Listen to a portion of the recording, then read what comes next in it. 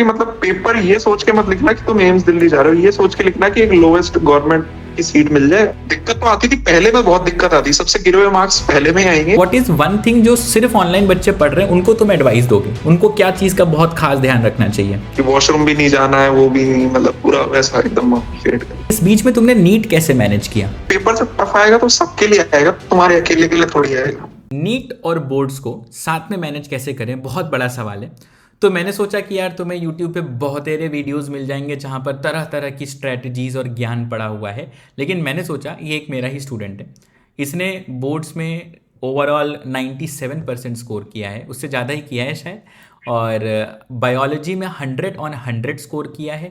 अब तुम बोले सर इतना पढ़ रहा होगा बोर्ड्स के लिए तो नीट तो मैं गड़बड़ी किया होगा।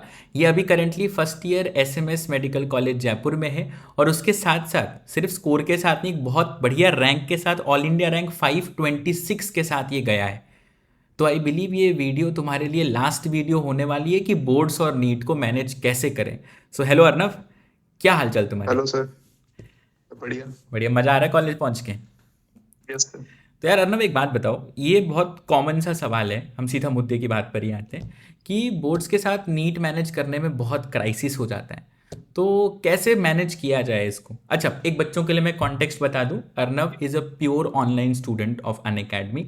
इसने पूरे 2 साल सिर्फ ऑनलाइन पढ़ाई की है, और अभी हम लोग इस वीडियो बनाने से पहले बात भी कर रहे थे, तो इसने ये बताया है कि इसका जो पहला ऑफलाइन मॉक टेस्ट था वो सीधा नीट का एग्जाम था भाई का अपने, है ना? तो सीधा नीट इसका पहला ऑफलाइन टेस्ट था, बाकी सब इसने ऑनलाइन प्रैक्टिस करी है। हम इस पर डिटेल में बात करते हैं। बताओ अर्नव, ये बोर्ड्स और नीट को मैनेज कैसे करें साथ में? मतलब पहली चीज तो उसको अलग देखना ही नहीं है, आपको उसको साथ में देखना है। जैसे फिजिक्स, केमिस्ट्री, बायोलॉजी 3 चीजें हैं, तो वो तो जैसे 12th की एनसीईआरटी है उससे कवर हो ही जाएगा। और बायोलॉजी के लिए तो एनसीईआरटी पढ़ते ही है, तो वहां कवर हो जाती है।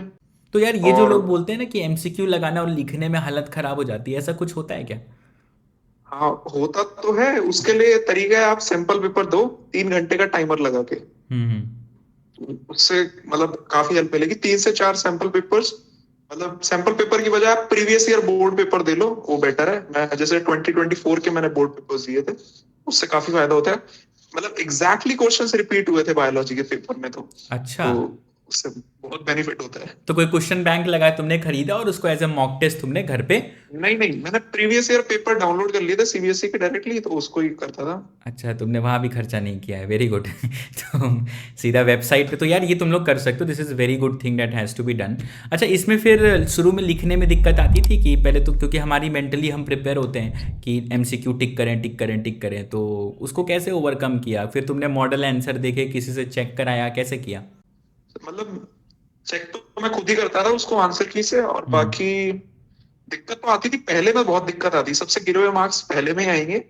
उसके बाद काफी इंप्रूवमेंट दिखेगा अगर तुम रेगुलरली देते हो बिना डरे तो। तो मतलब बिना डरे कंसिस्टेंटली पेपर देते रहना है, बिल्कुल, है ना? सब पेपर, सबके लिए ये क्या, फिजिक्स के लिए, केमिस्ट्री के लिए, सबके लिए ये सेम काम? हाँ सबके लिए सेम ही काम था। ठीक है, तो पहले सवाल का जवाब मिल गया। भर भर के बोर्ड CBSE की वेबसाइट से किताब भी मत खरीदो, वेबसाइट पे जाओ, मॉक पेपर डाउनलोड करो, और रेगुलर बेसिस पे तुम्हें पेपर देने हैं। अच्छा, एक सवाल और बहुत बड़ा रहता है कि जब हम बोर्ड्स पे फोकस रहते हैं ना, तो अब 1 महीने के लिए पूरी नीट की तैयारी हैम्पर हो जाएगी, फिर लगेगा सब भूला भूला, मतलब वो तो वैसे भी लगता है नीट वाले बच्चों को ज़्यादातर, फिर बोर्ड के चक्कर में और लगेगा सब भूला भूला सा। तो इस बीच में तुमने नीट कैसे मैनेज किया? नीट तो मैं ऐसे मैनेज करता था कि मैं जैसे गैप डेज रहते थे बोर्ड एग्जाम्स के, तो उसमें से 1 या 2 दिन बच रहा है, तो मैं पूरा बोर्ड पर ध्यान दूंगा। लेकिन जैसे 3 या 4 दिन बच रहे हैं, तो मैं तीसरे चौथे दिन पहले मैं थोड़ा सा 11th पढ़ लूंगा, क्योंकि मुझे पता है 12th तो मेरा कवर हो ही रहा है बोर्ड के साथ। तो मैं 11th को थोड़ा रिवाइज करता था, क्योंकि मुझे पता है वहीं मेरी दिक्कत हो सकती है। अच्छा, तुम गैप्स को यूटिलाइज करते थे 11th के रिवीजन के यस लिए। Sir, yes sir. तो बोर्ड्स कब खत्म हुए थे तुम्हारे टाइम पे? बोर्ड सर मेरे खत्म हो गए थे 25 मार्च। 25 मार्च। तो फिर उसके बाद जो टाइम बचा उसमें तुमने क्या किया फिर? उसके बाद तो सर मैंने एक तो मॉक लगाए थे, डेली 2-2 मॉक लगाता था मैं, डेली मॉक तीन तीन लगाते घंटे थे? का टाइम है। अच्छा, फिर? उसके अलावा फिर आपके डार्विन सीरीज। अच्छा, फिर मॉक्स दिया करते थे। चलो इसके बारे में हम और डिटेल में बात करते हैं। मतलब यार किया जा सकता है बहुत आराम से, बस तुम्हें ये सर किया तो जा सकता। टाइम को ढंग से यूटिलाइज करना आना चाहिए, राइट? ठीक है। अच्छा, एक चीज़ और बताओ यार अर्नब, ये मतलब जब भी हम नीट की तैयारी की बात करते हैं, बायोलॉजी सेंट्रिक थोड़ा सा हो जाते हैं, तो इसमें हमें थियोरी बार बार रिवाइज करनी चाहिए कि खूब सारी प्रैक्टिस करनी चाहिए, बहुत सारे डिबेटेबल मुद्दे हैं ये। तो तुम्हारे हिसाब से तुमने क्या किया, क्योंकि तुम्हारा रिजल्ट आया, तो बताओ तुमने क्या किया। मैंने एक्चुअली दोनों ही बहुत ज्यादा किया है। हम्म। तो इसमें मतलब लेकिन ये प्रैक्टिस ने एट लास्ट मतलब ज्यादा मदद की। मैंने मॉक्स बहुत सारे लगाए थे कितने मॉक दिए उसका। होंगे तुमने। मॉक तो बहुत सारे दिए हैं, वैसे तो मैं गिन नहीं सकता, लेकिन हम्म 200 प्लस तो दिए थे, 200 प्लस 300 प्लस तो दिए हैं। हम्म। और वो प्लस आपके जो क्वेश्चंस होते थे वो तो सबसे बेस्ट थे, क्योंकि आप टाइमर लगा के देते थे कि आधे घंटे में पूरा 100 क्वेश्चंस। हाँ, वो तो सबसे ही बेस्ट तो था। जब वो वाले पेपर करते थे तो स्पीड बनती थी तुमसे, कि पहले तुम्हारा भी हालत खराब सर रहता था। बहुत अच्छी बनती थी। सर पहले तो थोड़ी हालत खराब रहती थी, फिर धीरे धीरे बनने लगी, फिर मैं उसको 1.25x पे लेता था आपकी स्पीड से। अच्छा, तो 1.25x पे तुम, एक तो मेरी वैसे स्पीड ऊपर से 1.25x, क्या बात यस है। सर। तो उसमें लीडर बोर्ड में आते थे तुम क्लासेस में। सर लीडर बोर्ड मतलब जब लाइव लेता था तब तक तो आता था, हम्म। कई बार नहीं भी आता था, इनिशियली तो नहीं आता था, फिर धीरे हाँ, धीरे एट द एंड। धीरे धीरे आने लगे, चलो बहुत ही बढ़िया। ठीक है, अच्छा अब इससे हम थोड़ा और आगे बढ़ते हैं। एक और पॉइंट पर आता हूँ कि तुमने प्योरली ऑनलाइन तैयारी की है पूरे 2 साल यस। बैठ करके। प्योरली ऑनलाइन से भी इतना बढ़िया रिजल्ट निकल करके आता है, तो व्हाट इज़ वन थिंग जो सिर्फ ऑनलाइन बच्चे पढ़ रहे हैं उनको तुम एडवाइस दोगे, उनको क्या चीज़ का बहुत खास ध्यान रखना चाहिए। आज सर इस चीज का ध्यान रखना चाहिए कि जो भी मतलब ऑफलाइन जो पेपर प्रैक्टिस है वो ना छूटे। हम्म उसके लिए एक ऑफलाइन पेपर का पीडीएफ प्रिंट कराएं, ओएमआर प्रिंट कराओ, और 2 से 5 मतलब एग्जाम जैसा माहौल क्रिएट कर लो अपने आसपास, उस हिसाब से पेपर दो। हम्म। कि वॉशरूम भी नहीं जाना है, वो भी नहीं, मतलब पूरा वैसा एकदम माहौल क्रिएट कर लो। अच्छा, कि वो फील लेना ज़रूरी यस सर, फील लेना है ना। जरूरी है। बाकी क्लासेस तो आर मोर देन सफिशिएंट, जिसके थ्रू हम अपना काम निपटा सकते हैं। पेपर कौन सा कंटेंट दे तो रहे थे। बहुत अच्छा है ऑनलाइन। पेपर कौन सा दे रहे थे, मतलब कोई सी भी कोचिंग का उठाते थे ऐसा। पेपर मतलब अनअकैडमी पे ही था, प्रोवाइड कर देते थे हमको हम्म। कोटा ऑफलाइन का। अच्छा, कोटा तो ऑफलाइन उसको वाले पेपर्स कर लेते थे तुम। कोटा ऑफलाइन। चलो बहुत ही बढ़िया। अच्छा, तुम्हारे बोर्ड में आए कितने, टोटल परसेंट कितने बने थे। 97.2। 97.2, और नीट में भी इतनी अच्छी रैंक आ गई, तो सच सच बताओ, ये मतलब लास्ट ईयर इस टाइम पर तुम्हें लग रहा था ऐसा परफॉर्म कर लोगे नीट में और बोर्ड्स में भी इतने आ जाएंगे, ऐसा कॉन्फिडेंस सर था नहीं खुद था पे कि। मतलब कॉन्फिडेंस था, मतलब मुझे पता था कि मैं आ जाएगी, मतलब गवर्नमेंट कॉलेज तो मिल जाएगा, हाँ। इतनी अच्छी आ जाएगी वो एक्सपेक्टेड नहीं था। अच्छा, तो मतलब ये जो फील होता है ना कि सब कुछ भूला भूला सा लग रहा है, बहुत डर लग रहा है, तो ये तुम्हारे साथ भी था इस टाइम पे। यस सर, ये होता है। हाँ। और ये बोर्ड के बाद तो बहुत कॉमन होता है कि तब ऐसा लगता है कि 11th थोड़ा सा हम्म। रह गया, तो उसको फिर मैंने दोबारा खड़ा किया था। एक एक हफ्ता, 1 डेढ़ हफ्ते में मैंने पूरा फिर 11th रिवाइज किया था डेली, 2 2 3 3 चैप्टर्स, 4 4 ऐसा। मतलब डर लगना एक नॉर्मल बात है, इसमें कोई अपने को डरने डर की। लगना तो बहुत कॉमन है, पूरी जर्नी में बहुत कॉमन है। हाँ, तो ये मैं बच्चों तुमसे हमेशा कहता भी रहता हूँ ना कि डर नहीं लग रहा तो थोड़ा टेंशन की बात है। डर रहे हो इसका मतलब थोड़ी मेहनत तो कर रहे हो, तभी डर लग रहा होगा। ठीक है। अच्छा, तो ये सारी बातें हमने कर ली, हमने बात कर ली बायो को अप्रोच कैसे करें। अच्छा, एनसीईआरटी कितनी बार ऐसे पढ़ते रहना चाहिए लाइन टू लाइन, की क्या करना चाहिए, एनसीईआरटी भी बताओ जरा। एनसीईआरटी जितना पढ़ो उतना कम है, और एनसीईआरटी को मतलब सिर्फ एनसीईआरटी मत पढ़ो, मॉडिफाइड एनसीईआरटी पढ़ो। हम्म। कुछ ऐसी चीजें जो एनसीईआरटी में नहीं है बट वो आती हैं। अच्छा, सबको मैं एक बात और बता दूं, हम लोग हमेशा कहते हैं डाउट कॉपी बनाओ, मिस्टेक कॉपी बनाओ। अभी अर्नब का जब रिजल्ट आया तो उसने मुझे एक बात बताई कि सर मैं डाउट कॉपी नहीं बना रहा था। तो ये वैसे बहुत गलत काम किया तुमने, नहीं तो तुम और अच्छा करते अर्नब, ठीक है। लेकिन चलो मुझे बताओ कि क्या, क्यों नहीं बना, तुमने मेरी बात क्यों नहीं सुनी ये वाली। मतलब सर मैं उसको डायरेक्ट ही मतलब जो भी मेरी गलती होती थी उसको पीडीएफ से डायरेक्ट फिगर आउट करता था, और 2 से 3 बार उसको रिवाइज करता था, तो मुझे वो ये चीज याद हो जाती थी, तो मैं उसको डायरेक्ट ही ऐसा मतलब रिवाइज कर लेते थे तुम, है ना। तो ये स्टंट जो रिवाइज कर तो रहे करता हैं, था। 4 5 बार पीडीएफ देखना मत भूलो, है ना, कि ये नहीं कि आज से कोई डाउट कॉपी नहीं बनाई क्योंकि अर्नब ने नहीं बनाई, ठीक है।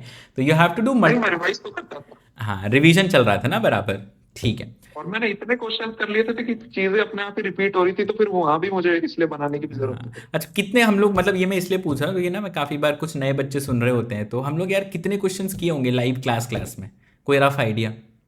2 लाख 3 लाख। क्या बात, अच्छा तुम तो 2 साल की जर्नी में किए हो, इतना इतना भी नहीं अब तुम। हाँ, लेकिन क्लास की प्रैक्टिस वगैरह सब मिला लो तो बहुत कर लेते थे, है ना। तो ये बहुत रियल में हम लोग इतनी प्रैक्टिस करते हैं, इतनी प्रैक्टिस करते हैं कि कुछ बचता ही नहीं। अच्छा, एक बहुत ज़रूरी बात, नीट 2025 का पेपर बहुत अनएक्सपेक्टेड पेपर था, मतलब नो वन वाज एक्सपेक्टिंग कि ऐसा लेंदी आएगा, बायो भी लेंदी आएगी। पहले तो मुझे ऑनेस्टली एक बात बताओ, बायो का पेपर देख के ऐसा लगा कि बहुत टफ है, कि हमने इससे अच्छे पेपर किए थे। पेपर तो इससे तो अच्छे किए थे बायो में तो। है ना? तो कितना टाइम लगा बनाने में पेपर नीट का 25 का? सर मतलब पूरा पेपर तो मेरा छूट गया था एक्चुअली। नॉर्मल है वो। बायो कितनी देर में बना बट था? बायो सर मैंने 40 to 45 मिनट से, उससे भी शायद कम है। 40 में। और स्कोर क्या आया बायो में अपना? सर बायो में स्कोर था मेरा 330। 330। चलो बहुत ही बढ़िया। तो अगर यार ऐसा पेपर जब आता है अचानक से तो साइकोलॉजिकल इम्पैक्ट तो पड़ता है, क्योंकि हमको तो लगता है कि ट्रेंड के हिसाब से चलेगा, तो उस टाइम तुमने चीज़ों को कैसे मैनेज किया? मतलब सर उस समय तो मैं काम था, क्योंकि मतलब एकेएम सर का इसमें बहुत बड़ा रोल था। वो थोड़ा मतलब मोटिवेट करते हैं इस क्या चीजों बोला में। तुम्हें कोई ऐसा ही कि एम सर ने? मतलब 2 साल ही वो तो उनकी क्लास लेता था, तो वो हर कोई जानता है उनकी क्लास लेने वाला कि वो हाँ। मोटिवेट करते हैं। तो वो यही बता देते कि पेपर जब टफ आएगा तो सबके लिए आएगा, तुम्हारे अकेले के लिए थोड़ी आएगा। अच्छा, ये सर रोज बोलते तो थे ऐसा? कॉल और कॉलेज जो है वो मतलब रैंक से मिलती है, नंबर से थोड़ी मिलती है। बिल्कुल सही बात है, बिल्कुल सही बात है। तो ये तुमने दिमाग में बिठा लिया है ना। अभी थोड़े दिन पहले तुम हाँ। यूसुफ को जानते होगे, है ना? अपना यस सर। जो इस साल का तुम्हारे साथ का ही टॉपर है। तो उसके भी यही कहना है कि यार हम लोग दिमाग नहीं लगाते थे, जितना कहा जाता था उतना ही करते थे, है ना? तो तुम्हारा और भी। सर एक रमेश यादव सर का भी बहुत रोल था इसमें। क्या मतलब क्या बता रहे थे रमेश सर ऐसा? सर रमेश सर कहते थे कि मतलब पेपर ये सोच के मत लिखना कि तुम एम्स दिल्ली जा रहे हो, ये सोच के लिखना कि एक लोवेस्ट गवर्नमेंट की सीट मिल जाए, गवर्नमेंट मेडिकल कॉलेज की, बस। हाँ right, that is a very good approach actually, जब हम उससे बेसिक। प्रेशर बहुत कम होता है। तो ये तुमने दिमाग में एकदम मेंटली क्लियर होके गए थे, है ना? चलो बहुत बढ़िया। तो यही अप्रोच सभी को रखना है। और तो मेरे हिसाब से सारी एडवाइसेस क्लियर है कि बोर्ड के साथ नीट मैनेज हो सकता है। तुम्हारे बगल में एग्जाम्पल है ना? मैंने सोचा मैं वीडियो अकेले बनाता, लेकिन फिर मैंने बोला एग्जाम्पल के साथ बनाए, जब एग्जाम्पल हैं बहुत सारे तो, है ना? तो और दूसरा क्या, खूब सारे पेपर ऑनलाइन भी पढ़ रहे हो तो घर पे प्रिंट करके ऑन OMR दो, और उसको एकदम इज्जत से पेपर दो। मतलब 3 घंटे वॉशरूम भी नहीं जाना है, this is a very important catch, ठीक है? और ये सब करने के बाद खूब सारी प्रैक्टिस करो रोज। हम लोग, तुम भी डार्विन सीरीज तो बना ही रहे थे, तो डार्विन बाबा के यस सर। आशीर्वाद से जो पेपर्स हम रोज करते हैं वो भी रोज करो। It's very very very important, ठीक है? और सब कुछ बहुत आराम से हो जाएगा। अब आखिरी सवाल अर्नब तुमसे, तो इज इट वर्थ इट इतना ज़्यादा मेहनत करना है? कॉलेज जाके वो फील है कि सब हवा हवाई बातें? सर मतलब फील तो है, क्योंकि यहाँ तो थोड़े मतलब चिल ही है, नीट से तो बहुत चिल है। हाँ। पढ़ना तो हमको ही पड़ता है, लेकिन हाँ। नीट से बहुत चिल है, उतना प्रेशर नहीं होता हमारे ऊपर। SMS तुमने चूज़ किया, तो how is SMS as a college?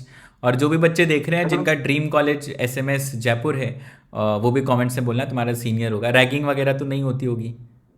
Ragging तो नहीं है सर। हाँ, ये सब आजकल बंद हो गया, अच्छी बात है, ठीक है? तो तुम्हारा जो भी ड्रीम कॉलेज है उसको ज़रूर से कमेंट सेक्शन में डालना। तो अर्नव, एक कोई आखिरी एडवाइस सभी के लिए जो नीट 2026 की तैयारी कर रहे हैं, 27 की कर रहे हैं, कभी के भी कर रहे हैं? एडवाइस तो ये है कि जैसे नंबर अगर कम आ रहे हैं तो उसको लेके डरो मत, हम्म। है ना? उस पर काम करो, देखो कि कौन सा चैप्टर, कौन सा टॉपिक या कहाँ गलती कर रहे हो, तो उस गलती को सुधारो। जैसे जो भी मेरी गलती होती थी तो मैं उस टॉपिक को जाके रिवाइज करता था। हम्म। ये एक रिवीजन की अप्रोच पैदा कर सकते हो तुम।